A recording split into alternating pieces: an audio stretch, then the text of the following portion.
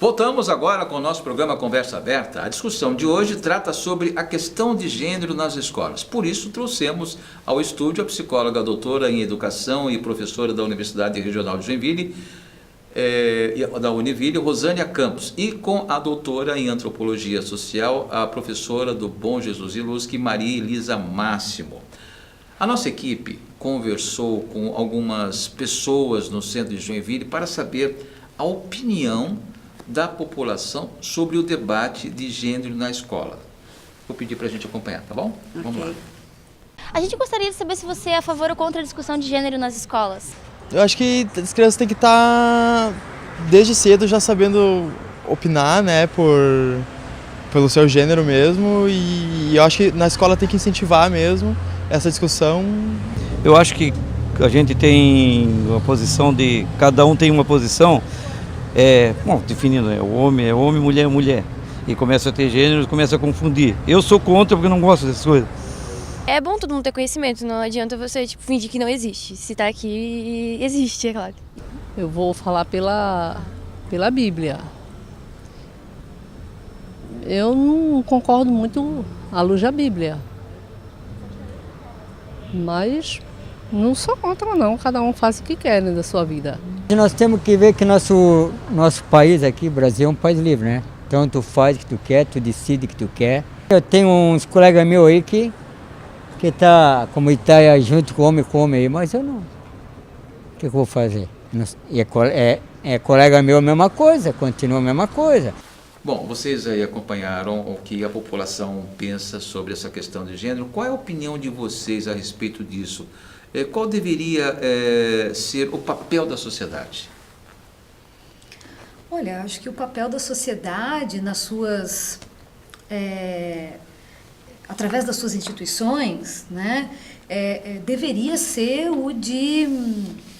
primeiro de informar a população, né, de trazer informação fundamentada, baseada em pesquisas, né? Como eu disse no bloco anterior, existe um largo campo de estudos desenvolvido em torno das questões de gênero, um campo interdisciplinar, né, que abraça várias disciplinas, a psicologia, a antropologia, a sociologia, o serviço social, enfim, a ciência política, são inúmeras disciplinas que hoje se ocupam, né, de compreender, né, os contornos dessa questão, né, do gênero, dos gêneros, das identidades de gênero, da sexualidade, etc., né?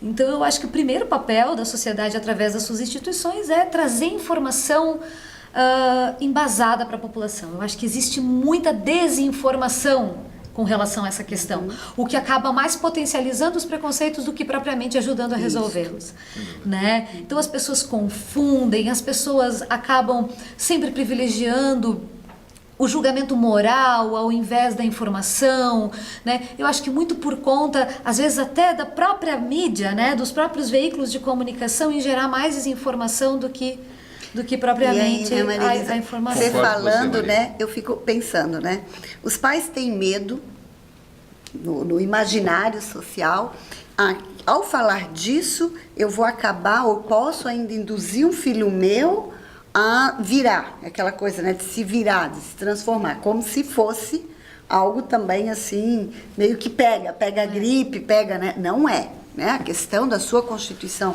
de identidade é um processo começa desde a infância e nas suas relações. É extremamente complexo e multifatorial. Né? Eu ia falar, tanto não que... deixa de ser, vamos dizer assim, um choque para um pai e para uma mãe. Então, e aí é que eu ia falar. E o choque eu acho que é maior, porque além de romper com padrões, né, eu penso que todo pai e toda mãe, ninguém quer ver filho sofrer. E automaticamente o pai sabe que aquele filho irá sofrer. Sabendo então, que também, a sociedade discrimina muito. Exato. E aí é que a gente tem que insistir que o modo que a gente pode, né, ser mais honesto e justo é derrubando os preconceitos. E essas pessoas procuram seus espaços quando a sociedade discrimina, né? Os seus guetos, né? Os seus casos ou boatos, ou seus encontros, né? Para poder ficar com pessoas que de maneira são iguais, são iguais. Seus pares, né? A gente fala dos seus pares. É bom se toda a sociedade fosse assim também, né? E aí eu acho que... Que a gente não precisasse Dos justamente guetos. da formação dos Da guetos, formação né? dos guetos. Claro que a formação desses grupos é importante porque é um espaço de reconhecimento e de empoderamento, mas o problema é quando fica só nesses grupos, né? E aí a sociedade, né, ela está sempre conflitando, né, com esses espaços. E aí eu acho que acaba virando até uma certa... Não sei se falarei corretamente ou me farei entender, né? Quando você fala de que algumas manifestações que a gente tem, a Semana da Diversidade, as passeatas, têm os excessos, e eu fico pensando, esses excessos também advêm até desta não possibilidade de interação com o outro. Então, quando eu tenho espaço, eu quero mais chocar o outro. Eu quero mais provocar o outro. E isso acontece muito do outro lado, né? Essa questão de chocar, né? De provocar. Só que a gente tem que pensar uma coisa, né? Quando a gente pensa no choque, no excesso e é choque do ponto de vista de quem? Porque o que a sociedade faz com esses indivíduos o tempo todo quando violenta, quando mata, quando estupra, quando trata, né? desigual, no sentido né? de corrigir. Não é um choque? Não é um excesso, né? Então, essas pessoas que cometem excessos quando conquistam um espaço de visibilidade, se é que são excessos, né? Acho que é uma questão que está aí para ser discutida, são essas pessoas que são vítimas dos excessos da sociedade todos os dias, né? Então, quando a gente conversa com as pessoas que estão envolvidas nos movimentos sociais, às vezes a gente fala, mas poxa, por que você fala desse jeito tão agressivo? Por que você não tenta ser mais didática para que as pessoas compreendam? E ela diz assim, puxa, mas... eu sou vítima todo dia de violência, essa didática às vezes me é impossível, porque eu tô tão cansada, eu tô tão saturada de tudo que eu sofro todos os dias, que eu cheguei no limite daquilo que é razoável, né? Então essa agressividade que muitas vezes alguns desses militantes ou as pessoas, movimentos, né, eles transparecem para o restante da sociedade, ele é consequência de uma violência vivenciada cotidianamente. E até aquilo que você falou no outro bloco, de forçar esse espaço. Então, eu não tenho, se eu for delicada, ninguém vai me escutar. É verdade. Né? Então, às vezes a gente fala de chocar. posições, às vezes a gente fala de Pra chamar posições, atenção. tipo, você ser mulher, mas ser branca, classe média, você tem uma vez de fala. Você ser mulher, ser branca e ser pobre, tem outro. Você ser mulher, ser negra e ser pobre, então não é a mesma coisa. Socialmente não é. Então, essas discussões precisam estar no centro do nosso debate para efetivamente a gente dar conta de ser Muito honesto, né, e tratar com respeito os diferentes. Sem dúvida. Foi aprovado um projeto de lei em Mato Grosso do Sul, na cidade de Campo Grande, que proíbe os professores de discutirem política e gênero nas escolas. Em Joinville está em tramitação um projeto com o mesmo propósito de proibição dos temas da sala no PL 221/2014, de autoria da vereadora Pastora Leia. Como vocês imaginam que será a abordagem em sala de aula caso o projeto seja aprovado? Eu acho que é importante a gente também aqui, pegando a tua ideia de informar, né, nós deixarmos claro que este é um projeto de lei que está sendo apresentado em várias câmaras e vereadores e também dentro dos estados, e ele nasce de um movimento nacional. A gente aqui chama, né, nacionalmente da Lei da Mordaça, e nasce a partir de um grupo de pessoas que não são pesquisadores, não são professores, não são educadores, não são pobres. Por que eu falo deste lugar, né? Porque é uma lei completamente equivocada. É uma lei que ela retira direitos constitucionais. Porque o professor, como cidadão, ele tem esse direito de estar... E não é questão que ele vai expressar a sua opinião, porque isso são os equívocos de quem está pensando essa lei, né? Pelo contrário, esse debate que a gente defende nas escolas e que muitas vezes está acontecendo é o debate de colocar a questão para o outro sujeito pensar, para o outro pensar. Agora, a gente sabe efetivamente que não é muito interessante ter uma população pensante para muitos, né? Aqui em Joinville, essa lei ela foi rechaçada pelo Conselho Municipal de Educação, ela foi rechaçada pela Mestrado em Educação, por várias entidades que envolvidas diretamente com a educação, inclusive com análise jurídica da sua inconstitucionalidade. Então, acho que isso aqui é importantíssimo a gente compreender a que ponto que estamos de querer negar que nós somos diversos, de que a inclusão é urgente e necessária. E eu gosto sempre de estar trazendo para o debate que a Europa vivencia hoje um problema sério com os terrorismos, mas que eu gosto sempre de lembrar que os terroristas que fizeram o atentado nos Estados Unidos, na França, na Bélgica, eles são daquelas cidades. Eles não nasceram em outros países e foram criados em outros países. Quem fez o atentado francês eram franceses. Na Bélgica eram belgas. O que eu quero dizer com isso? Uma sociedade que a gente sabe que eles têm problemas sérios também em lidar com uma série de questões da diferença, cria de tal forma preconceitos que são relegados a guetos. E aí é uma panela de pressão. É uma panela de pressão. Então, é urgente sim debatermos, porque o oprimido, em uma hora, ele explode. Né? Então, hoje na Europa, a grande discussão, porque eles ampliam a posição 4 de segurança nacional. Né? Eu estava lendo o material de um sociólogo belga, que ele fala, mas nós temos que rever antes, que é a nossa base, que é como se está dando nas escolas, né? Essa questão das diferenças, e se dá por opção religiosa, mas não é só religiosa, é preconceito cotidiano também. Sabe, você ser argelino muçulmano na França não é a mesma coisa que ser francês católico. Então, e essas são as questões que quando a gente fala discutir gênero, né, discutir na escola, é eu colocar, você tem uma opção religiosa, a gente tem que aprender a respeitar a opção religiosa do outro. E essa opção religiosa, ela se dá desde da opção em ser, sei lá, eu queria pegar bem um xiita, né, ter uma concepção até o candomblé. É uma sociedade altamente preconceituosa, né? Tem esse preconceito para tudo, né? As pessoas têm que ser aquilo como você quer que ela seja. Né? Como o poder instituído, hegemônico, quer que as pessoas sejam, né? Aí do tipo, tem uma única religião, né? Por décadas no Brasil, só podia ser uma religião. Toda a colonização na América Latina se deu na cruz e na espada. Então, qualquer religião fora essa, ela é errada. Não vai para fogueira. Coisa do capeta. Muitos alegam que os pais devem ser os responsáveis por ensinar essas questões em casa. Mas a escola tem ou não o direito de discutir isso também nas salas? Maria? Não tem só o direito, como tem o dever de discutir. Isso é um problema da escola. Né? A escola recebe essa diversidade, ela lida com isso diariamente. Muitos jovens, eles vão descobrir a sua sexualidade, vão descobrir sua orientação sexual, vão descobrir sua identidade de gênero na escola, né? No contexto das relações que se estabelecem no espaço escolar, e a escola tem a obrigação de trazer isso como uma discussão.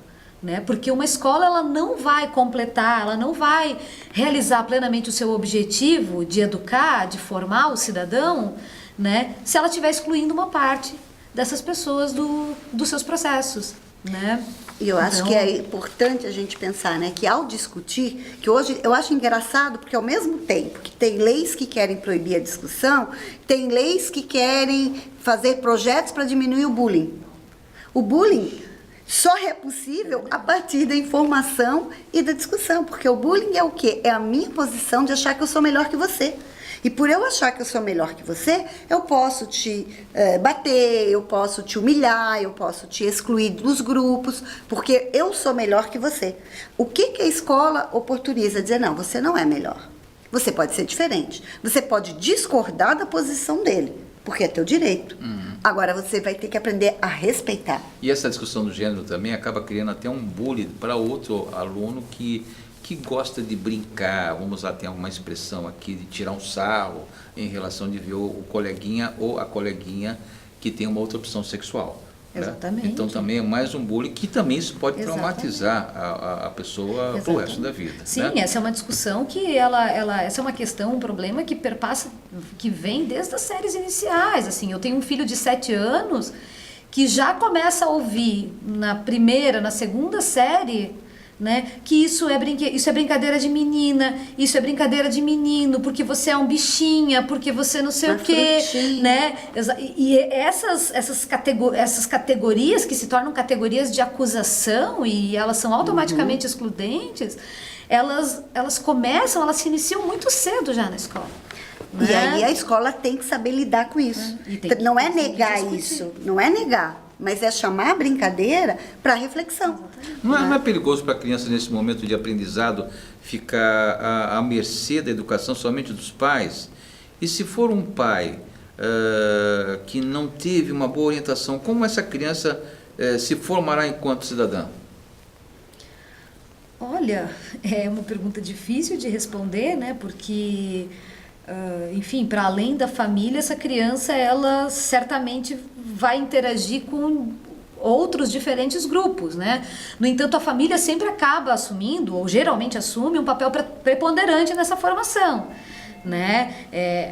Tanto é que muitas vezes para romper com a família é um processo extremamente difícil, dolorido, né, para o sujeito, para ele romper, claro, né, dos diferentes níveis de intensidade que esse rompimento pode se dar, né, no sentido desde uma afronta. Várias histórias, Maria, sobre que o pai expulsa o filho ou a filha de casa. Sim. Né? As histórias em relação quando descobre, né, que o filho ou a filha assumem uma sexualidade com a qual eles não concordam, uma identidade de gênero com a qual eles não concordam, certamente. E muitos desses se prostituem. Sim, sim. Quase 100% deles se prostituem. Exatamente. Uma das maiores causas da prostituição... Bom, tem muitos militantes LGBTs que falam isso, né? A maioria de nós está condenado à prostituição. Né? Por quê? Porque a família não nos aceita, a sociedade não nos inclui, então o que nos resta? Não né? consegue arranjar emprego. E a prostituição acaba vindo como mais um estigma já numa história de uma série de estigmatizações. E eu acho que nessa relação com a família... Quantos profissionais executivos se enrustem, né, para manter os seus empregos? Exatamente. Uma das coisas, inclusive, assim, né, que quando eu defendo essas questões, né, a discussão aberta, franca dessas questões, e geralmente alguém vem, mas você ficaria feliz se descobrisse, né, que o seu filho ou a sua filha é homossexual ou é transexual? Eu disse, olha, eu ficaria feliz com a felicidade do meu filho. Né? Não importa as escolhas e as descobertas que ele faça ao longo da vida dele. Né? Não importa quem ele queira ser, né? Quem ele quer ser, eu quero que ele seja aquilo que ele deseja ser. Né? E então, é uma coisa tão impressionante, porque nesse de assumir isso que você está trazendo, eu fico pensando em algumas questões. Primeiro, a família é fundamental e eu acho que ela tem também que ser esse espaço de possibilidades e diálogo. E claro que a família, como é da ordem do privado, a família vai determinar qual é a religião, qual é a orientação que ela deseja. Que ela deseja. Não quer dizer que o filho seguirá. A escola, ela tem que colocar em debate, mas a escola não dá a direção. Né? É por isso que a gente insiste tanto que a escola é laica. Porque a escola não tem que defender nenhuma religião, porque quem vai definir religião é a família, é da vida privada do sujeito. Agora, em relação às suas relações afetivas, muitas vezes a escola auxilia a família que não consegue compreender, que não teve nunca oportunidade de pensar de outro modo, e às vezes a escola auxilia esse pai e essa mãe, porque ela abre o espaço de escuta, inclusive encaminhando. Aí, né, encaminha para psicólogo, ajuda, tem um mediador para ajudar na relação, para evitar isso que você falou, assim, que é uma exclusão, que é um sofrimento de ambos os lados. E essa opção de quando abre-se o debate, a gente começa a fazer o checklist, né, de quantas pessoas, cientistas, quantas pessoas que colaboraram para a arte, para a ciência, para a economia, e que não tem uma orientação hétero. Mas tudo bem, eles nunca assumiram, mas eu digo assim, mas é da vida privada dele, ele também não tem que ficar, né? É uma opção dele.